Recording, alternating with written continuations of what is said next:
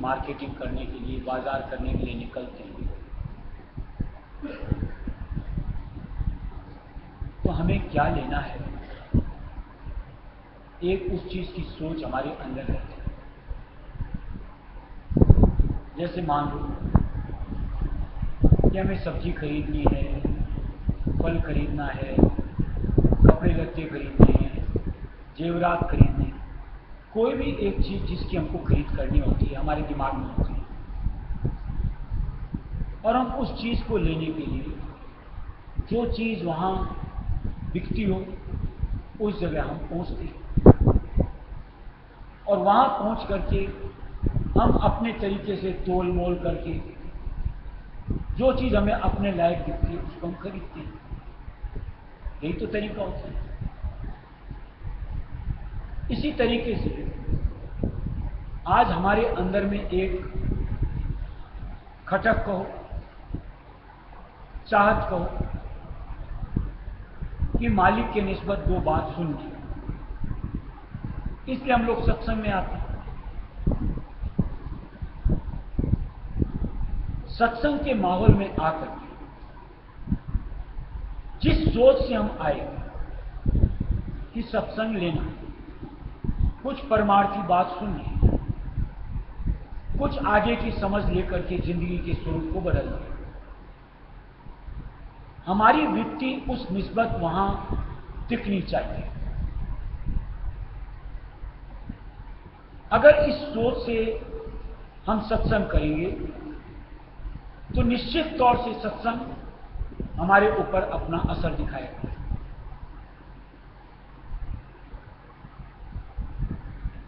और अगर मान लो, जैसे कोई मान लो सब्जी बाजार जाता है, वहां जाकर के और चीजों की पूछताछ करने लगता है, उसे क्या कहा जाएगा?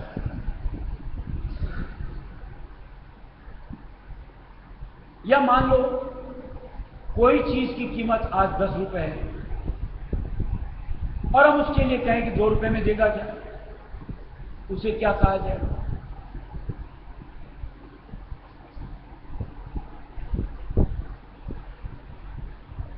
या जो चीज वहां पे उपलब्ध ही नहीं है, उस चीज की चाहत सामने पेश करेगा, उसको क्या कहें? ऐसे सत्संग के माहौल में आकर अगर हम फिजूल बातें करते हैं, फिजूल कहने का मतलब कि जिन बातों का मालिक से कोई ताल्लुक ही नहीं होता, यानी दुनिया की, राजनीति की या किसी भी क्षेत्र की गपशप कहो, तो क्या उपयुक्त लगती है अपन को करना?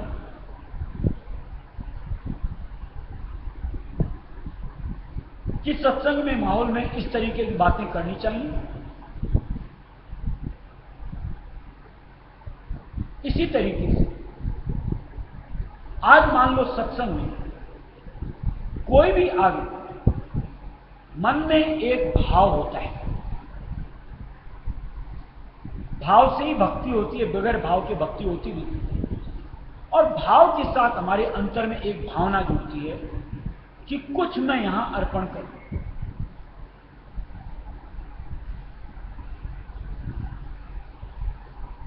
अगर इस सोच के साथ हम गुरुद्वार तक पहुंचते हैं और हमने मान लो हमारे में कोई भी अंग बढ़ चढ़ करके है, सब में होता है, कोई विचित्र बात नहीं है, और कोई बोले मेरे में नहीं है तो गलत बात है। गुरु दर पर आने का हमारा मकसद यही होता है कि कुछ वहां जाकर के मैं अपना सुधार कर सकूं, और वो भाव के साथ मैं वहां जाकर के मालिक के अर्पण कर दूं। अब अगर हम गुरुदर आकर के अपने उनमें से कमियों में से कुछ एक मालिक के अर्पण करते हैं कि मालिक ये अंग आज से तुझको दिया, आगे से मैं इसमें अपनी तरफ से प्रयत्न करूं कि मेरा बर्ताव न बने। आपकी धारणा बन गई, और अगर आपने सच्चे दर पर जाकर के अपनी गुहार लगाई, मालिक की दया जुड़ेगी और निश्चित तौर से आपकी वो सोच फलदायक हो जाएगी। यानी उस अंग से आपका छुटकारा हो जाएगा। सच्चा सौदा मिला, हमारी चाहत हुई, सामने समर्थ मिले, उनकी दया से हमारा काम पूरा होता है। अब जरा सा विचार करें, अगर हम गुरुदर आते हैं अपनी वही पुरानी एक धारणा लेकर, हमें कुछ देना ही नहीं, हम तो वैसे के वैसे रहे। अब इस सोच के साथ कोई भी अगर आता है गुरुदर, चाहे सच्चे के साथ ही जुड़े, क्या उसके सुधार का कोई रास्ता बनता है?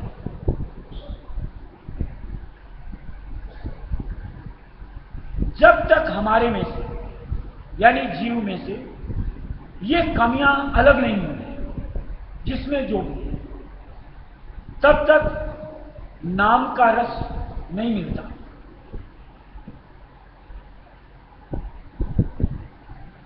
ये नाम ऐसा है कि जब तक अंतर की शुद्धता नहीं होती है, यानी हृदय निर्मल नहीं होता है, तब तक ये चित्त मालिक के चरणों में रमता ही नहीं,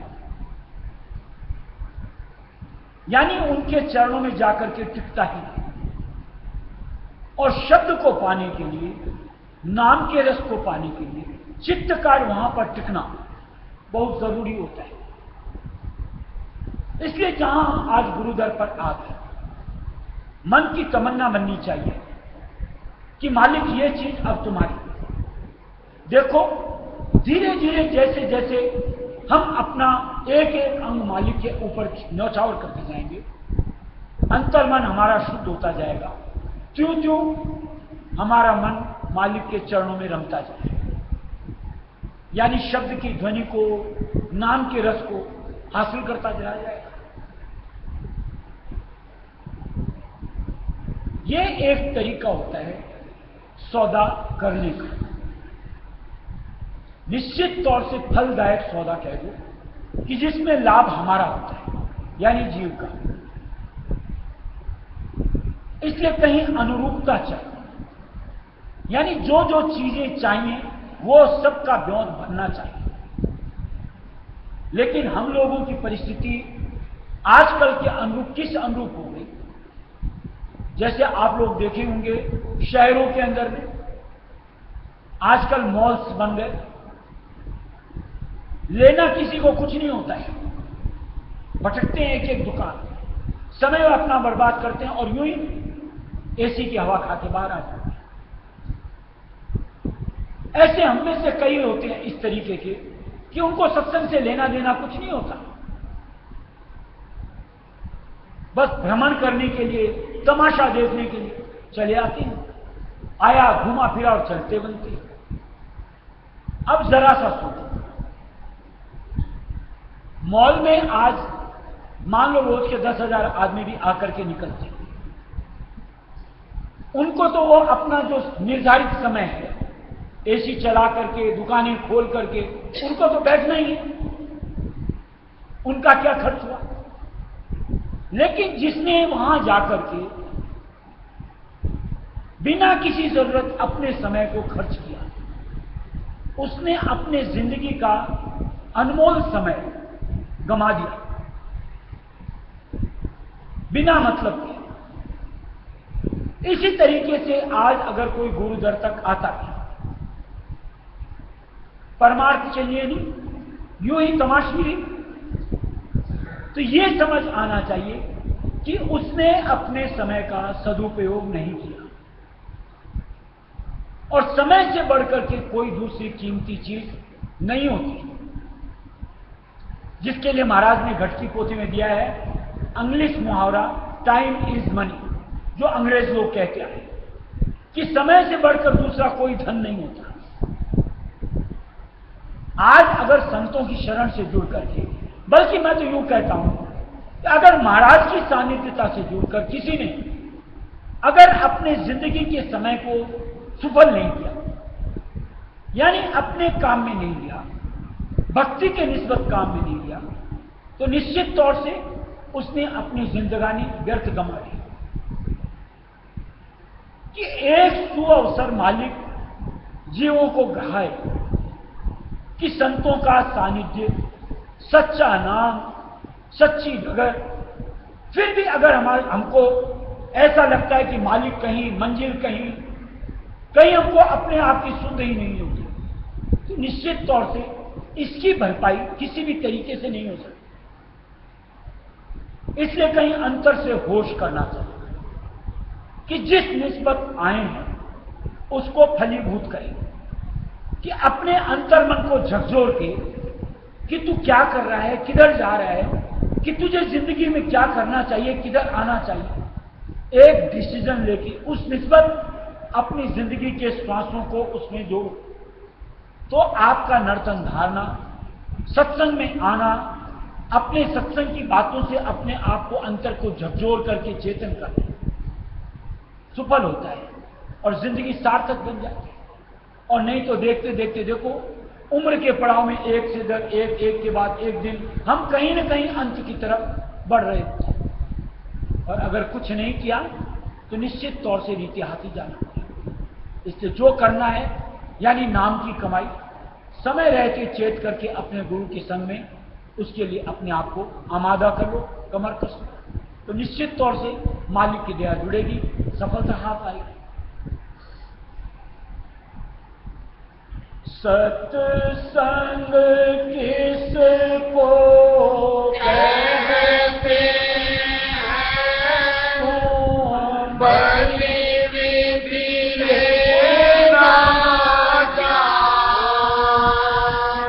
सब कुछ अंतर पाओ ज्ञान, सब कुछ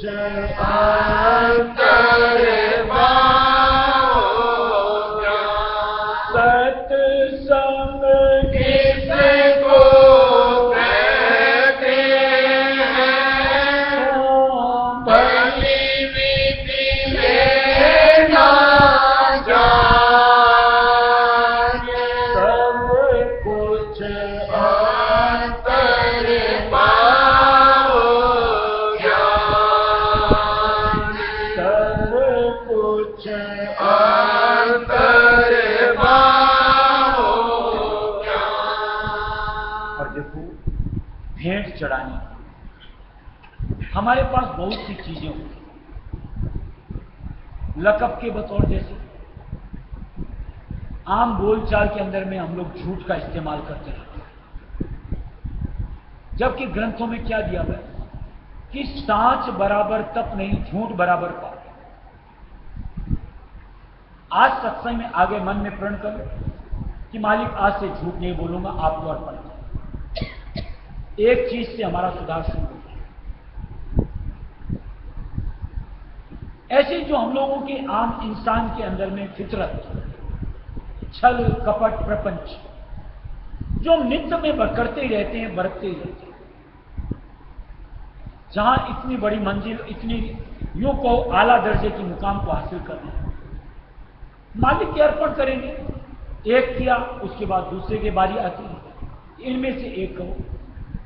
ऐसे एक एक अंग सुधारते हुए अगर मालिक की राह पर, भक्ति की राह पर कदम आगे बढ़ते चलेंगे तो हमारा मन मैले की जगह साफ होता चला जाएगा। देखो, नित्य में ज्यादा हमारा बर्ताव किस अंग में होता है, इसकी परख हमसे बेहतर दूसरा कोई नहीं जानता कि मेरा बर्ताव किस में ज्यादा होता है। और जिस भी अंग में हमारा बर्ताव सबसे ज्यादा होता है, यानी जिसके जरिए से हमारा नुकसान सबसे ज्यादा होता है, उसको सबसे पहले मालिक के भेंट करना चाहिए कि मालिक दया करो, मैंने ये धारा है, आपने भी मालिक के सुपुर्द करो। देखो कैसे मालिक हमारी उस चीज को, चाहत को फलीभूत करते हैं, सुफल करते हैं, कामयाबी मिलती। आज जैसे दिया मालिक ने कि सत्संग की किसको कहते हैं, तू भली विधि लेना। यहां पर दुनिया के अंदर में, खासकर भारतवर्ष, सत्संग के नाम से न जाने कितने यूं कहो अरण्य होंगे, यहां यहां यहां यहां। लेकिन हकीकत में सत्संग किसको कहते हैं? 4 भजन कीर्तन करना, 4 ज्ञान की बातें कह देना, क्या इसी का नाम सत्संग होता है? सत्संग उसको कहते हैं, इसमें देखो 2 शब्द होते हैं, सत्य संग। सत्य का अगर संग हो रहा हो तो सत्संग। यहां दुनिया के अंदर जैसा आम बोली चाली में कहीं भजन कीर्तन होता है तो बोलते हैं चलो सत्संग हो रहा है, चलो। लेकिन क्या वहां सत्संग होता है? कौन से सत्य का संग होता है? लेकिन हकीकत में जहां पर वक्त गुरु होते हैं, सच्ची धार होती है, वो सत्य का संग होता है कि जिनके वचनों से हमारा अंतर्मन चेतन होता है, जागृत होता है। कहीं अंतर में उस परम पिता के प्रति एक भावना बनती है। ऐसे संग का नाम सत्संग दिया गया कि किसी तरीके से उनके शब्दों से हमको वस्तु स्थिति समझ में आती है कि आखिर मुझे करना क्या है, किस ओर, किस दिशा की तरफ बढ़ना है, कि जहां हमें उस निराकार मालिक का, उस गुरु स्वरूप के जरिए हाथ मिले कि जो हमें सही राह पर आगे की तरफ बढ़ा सके। अगर ऐसा माहौल मिलता है, ऐसा साथ मिलता है, वो सत्संग होता है। और ऐसी सत्संग की तलाश के लिए मालिक ने यूं को बांग लगाई है, टेर लगाई है कि अंतर से चेतन बन के ऐसी सत्संग की तलाश में निकल पड़ो। और हमारी चार सच्ची होगी, मालिक के कुल राजस्व विद्या जो हर चीज की वाकिफता रखता है जीव, चाहत वाले को ठीक ठौर से ले जाकर के मेला कराता है, संतुष्टि दिलाता है, पहचान बख्शता है। और जहां संतुष्टि मिली, पहचान मिली, उसके बाद का काम हमारा होता है कि अपने आप को उनसे जोड़ करके, उनसे आगे की सूझबूझ लेकर के उस अनुरूप जिंदगी को संवारती जाए। उस तरीके से अगर जिंदगी संवरती रही तो निश्चित तौर से यह नर्तन हमारा सफल होता है, कामयाब होता है।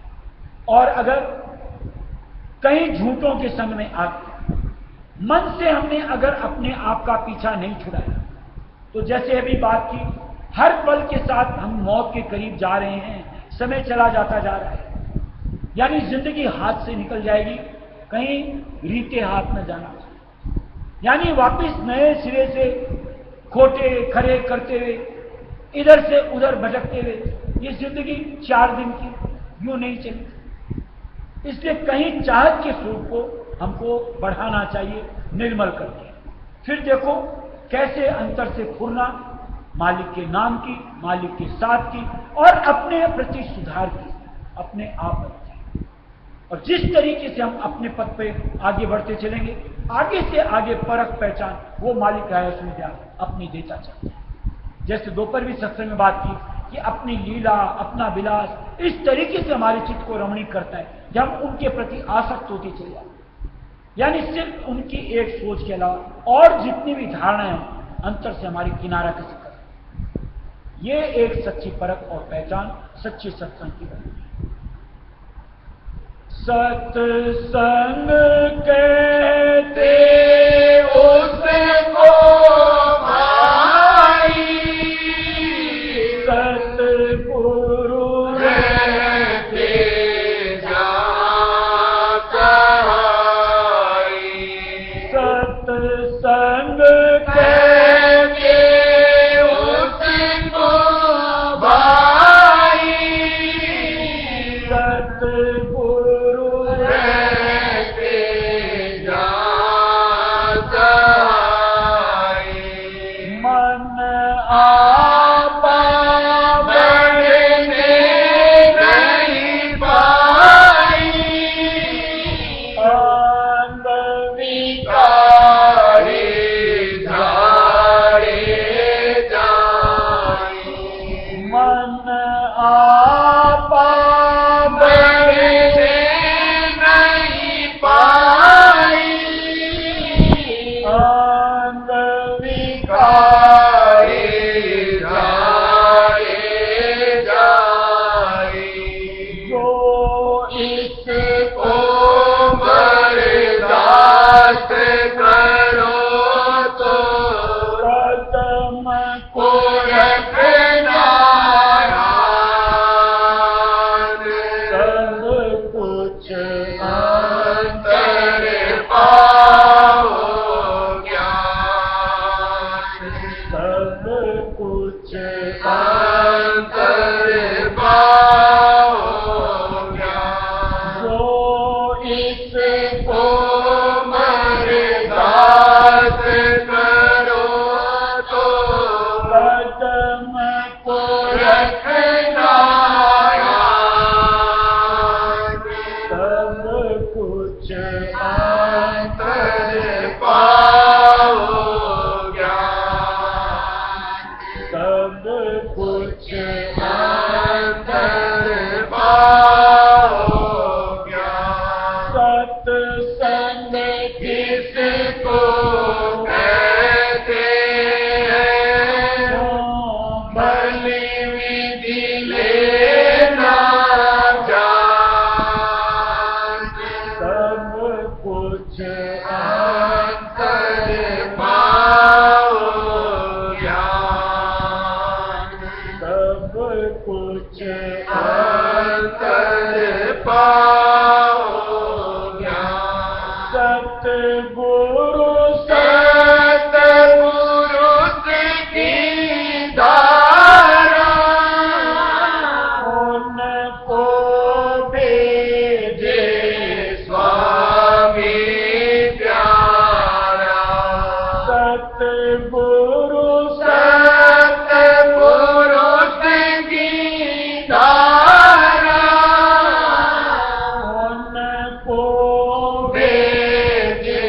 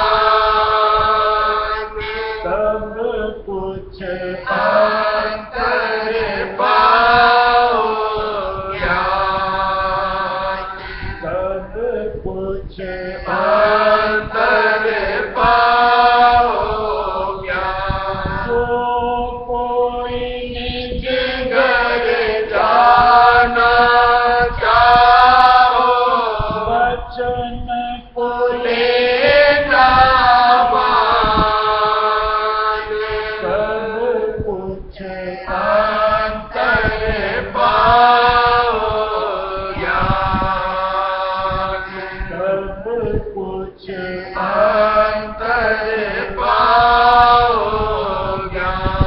सत्संग किसको कहते हैं, भली विधि लेना जाने, सब कुछ अंतर पाओ ज्ञान, सब कुछ अंतर पाओ ज्ञान। पिछले से केतन देना, उनसे तुमको क्या है लेना। पिछले से केतन देना, उनसे तुमको क्या है लेना। समय गुरु है तुमको कहना, सुनना है बस उन्हीं के बेना। समय गुरु है तुमको देना, सुनना है बस उन्हीं के बेना। सूरत शब्द का योग कमाना, राधा स्वामी शब्द ध्यान, सब कुछ अंतर पाओ ज्ञान, सब कुछ अंतर पाओ ज्ञान। सूरत शब्द का योग कमाना, राधा स्वामी शब्द ध्यान, सब कुछ अंतर पाओ ज्ञान, सब कुछ अंतर पाओ ज्ञान। सत्संग किसको कहते हैं, भली विधि लेना जाने, सब कुछ अंतर पाओ ज्ञान, सब कुछ अंतर पाओ ज्ञान। देखिए, सत्संग से जीव अपना नाता एक ही मकसद से जोड़ता है, अपना सुधार करे, अपने आप को चेतन करे और परमपिता रहस्य ज्ञान से मिला। उसका कोई दूसरा और कारण नहीं होता। अगर होता भी है तो उसको अपनी गलती को सुधार लेना चाहिए। गलती कहने का तात्पर्य ऐसा है कि देखो, मन जो कि काल की तरफ से हमारे साथ जुड़ा है, इसकी गुणना तो, इसके अंदर में ख्याल तो सिर्फ इस नश्वर जग के प्रति ही बनते हैं। यानी इस नश्वर जग की धारणाएं इसके अंदर में समाई होती हैं और हम किसी न किसी दर पहले इन नश्वर चाहनाओं की पूर्ति के लिए आ जुड़ते हैं। लेकिन जैसे जैसे सत्संग का और परमपिता रायस्वामी दयाल का भेद सुनने को मिलता है, एक समझ आ जानी चाहिए। एक मुद्दा परमार्थ कमाना सबसे निहायत जरूरी होता है, और चीजें यानी और मुद्दे उसके बाद आते हैं। और अगर अपना परमार्थ हम संवारते चलेंगे, यानी मालिक के भक्ति में अपने आप को जोड़ते चलेंगे, तो दूसरे मुद्दे यानी सांसारिक जो मन चुनता है, अपने आप मालिक उनकी पूर्ति करता चला जाएगा। उनको हमको जोड़ना नहीं पड़ेगा, गुनना नहीं पड़ेगा, उसके लिए दौड़ नहीं लगानी पड़ेगी। दूसरी बात, आज अगर हमने समर्थ का साया लिए लिया, यानी सच्ची सत्संग से अपने आप का नाता जोड़ लिया, हम जैसे भी, यानी अगर मान लो हम कौन सा विकार की जो हमें नहीं होता, हमको फिक्रमंद होने की जरूरत नहीं है।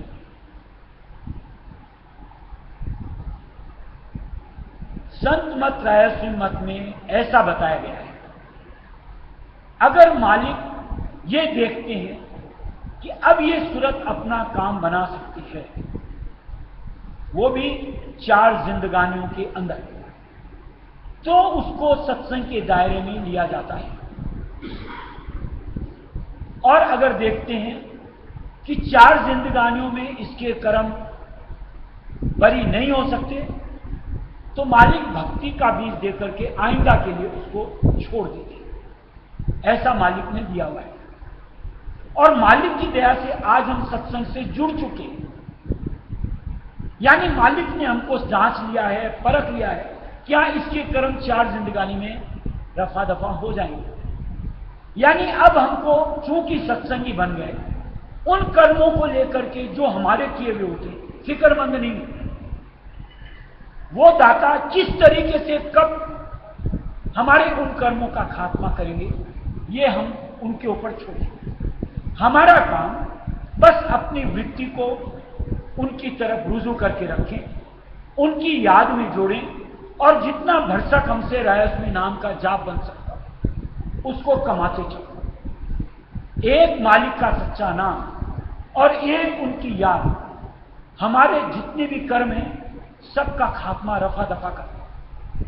दूसरे शब्दों में कहो, हमें निर्मल करो, यानी चित्त निर्मल होकर के परमपिता के नाम में, मालिक के रस में अपने आप को गोते लगाएगा और अमृत रस ग्रहण कर पाए। ये संत मत की भक्ति अगर सच्चे मिलते हैं तो जीव के हक की बात है। और जो आकर के, यानी संतों के संग से जुड़कर, अगर रात दिन मन की ही गुन्ना गुनता रहता है, यानी जग की ही चाहनाएं रोज की उपजाता रहता है, तो उसने रायस्वी मत के मर्म को नहीं जाना, अपने गुरु की गत को नहीं समझा कि इस मंडल में वो किस निस्बत आए और उन्होंने अपना संग हमें किस निस्बत दिया। इसलिए अभी भी हम इनमें कहीं उलझे हुए होते हैं। ऐसे जीवों को जितनी जल्द हो अपनी सोच को दुरुस्त कर लेना चाहिए कि असली मुद्दा ये दुनिया नहीं, सुर्त यानी आत्मा जो कि हम होते हैं, उसके काम को अंजाम तक पहुंचाना, यानी उसकी मुक्ति उद्धार करा करके उसके अपने देश सत्य देश रायस्वी देश पहुंचाना। जरिया मालिक का गुरु स्वरूप होता है या उनके द्वारा प्रदत्त रायस्वी नाम होता है। ये 2 चीज मालिक ने हमको ऐसी दी है कि अगर इनका सच्चा और दृढ़ आधार जो कोई भी बना ले, उसको किसी तरीके का हिचकोला कहो और भयभीत होने की जरूरत नहीं, यानी उसकी गाड़ी सरपट दौड़ती चली जाएगी और उसको मंजिल तक पहुंचा कर छोड़ेगी, यानी उसको सच्ची मुक्ति हासिल होगी।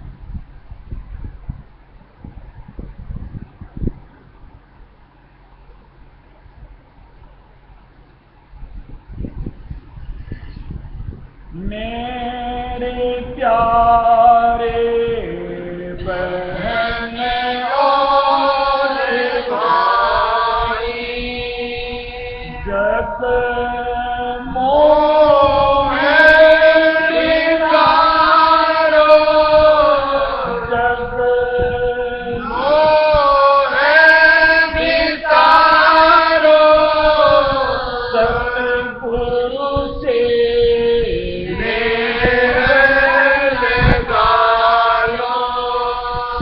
सतगुरु से मेल लगालो,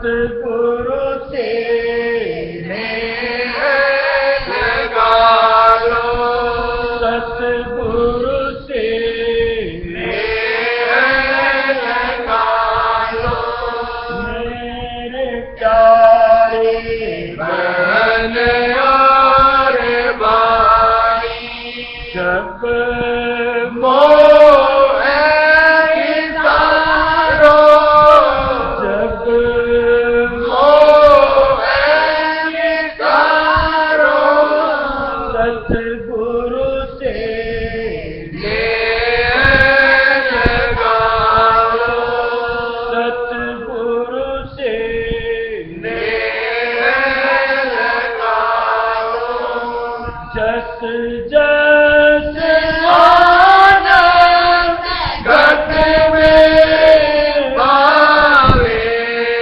जस जस आनंद घट में पावे, प्रीत प्रतीत चरण में मारे, प्रीत प्रतीत चरण में मारे, प्रेम रंग सूरत रंगा लो, प्रेम रंग सूरत रंगा लो, प्रेम रंग सूरत रंगा लो, सतगुरु से नेह लगा लो, सतगुरु से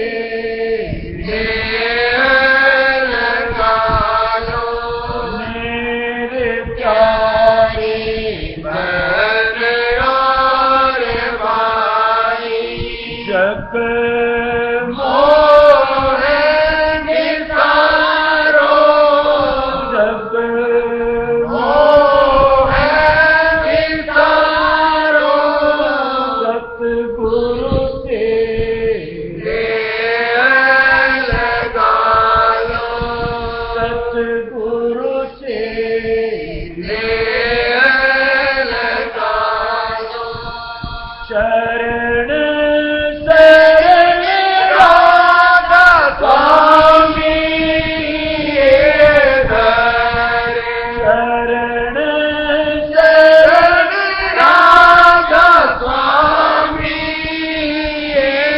धरे, गुण संग सुर में चढ़ाओ अधर धरे, गुण संग सुर में चढ़ाओ अधर धरे, नेहर से आज ही काजे बना लो, नेहर से आज ही काजे बना लो, सतगुरु से नेह लगा लो, सतगुरु से नेह लगा लो, मेरे प्यारे बहन और भाई, जग मोह विसारो, जग मोह विसारो, सतगुरु से नेह लगा लो, सतगुरु से नेह लगा लो। और देखो मालिक ने हमारे लिए यानी जीव के लिए एक काम किया कि अपने गुरु से प्रेम करो, और काम सब सिर्फ और सिर्फ मालिक हमारा सवाल है। अब कई हम में से ऐसे होते हैं कि जो ये काम करने में भी हमेशा पीछे रहते हैं। कैसे होता है, हमारे अंदर से तो आता नहीं है। थोड़ा सा एक बात विचार करना चाहिए कि आज हम लोग अपनी जिंदगी के अंदर में किससे प्रेम नहीं करते? देखो, मनुष्य मनुष्य से तो करता ही करता है, चाहे नाते रिश्ते हों, चाहे यार दोस्त हों, चाहे कुटुंब परिवार। क्या पशुओं से नहीं करते? पक्षियों से नहीं करते? दरखत से नहीं करते? अरे जब उन सब से कर सकते हो, यहां तो निर्मल प्रेम करना है और उस मालिक की सप्तधार से करना है। अगर उनसे हमारा प्रेम हो गया, वसीला बन गया, भव सिंध से निकल करके अपने देश पहुंचे, इससे और सहजता मालिक क्या दे सकता है जीवन? एक उनकी याद, उनका प्रेम भव सागर पार करने के लिए एक तरीके से कहो नाव का काम है, इस पार से उस पार। इतना काम हम करके चले कि उस प्रेम से मालिक को याद करते चले। भजन, बंदगी, सेवा हमसे कितनी बन सकती है? शारीरिक निबलता, कर्मों के हिसाब से मन का दबाव कहां बन पाती है? लेकिन एक प्रेम मालिक का अंतर रसाना, धसाना, और वो भी अपने। आज हम स्वार्थ के साथ इतनों को अपने अंतर जहन में समा करके रखते हैं। क्या सुरत यानी आत्मा के लिए, यानी अपने स्वयं के लिए एक मालिक को अंतर में जगह नहीं दे सकते? जिस दिन या यूं को जिस पल उनका स्थान हमने अपने जहन में दे दिया, वहीं से हमारा काम बनना शुरू हो जाता है। यानी धीरे धीरे धीरे धीरे इस नश्वर जगत से हमारी रिहाई कहो, छुटकारा कहो, होना शुरू। ऐसी कुछ लीला परमपिता राजस्वी दयाल की हमारे गुरु के मार्फत जीवों के लिए, और मालिक की दया कि आज राजस्वी नाम के साथ हमें अपने आप से मालिक ने जोड़ा। राधा करो बिनती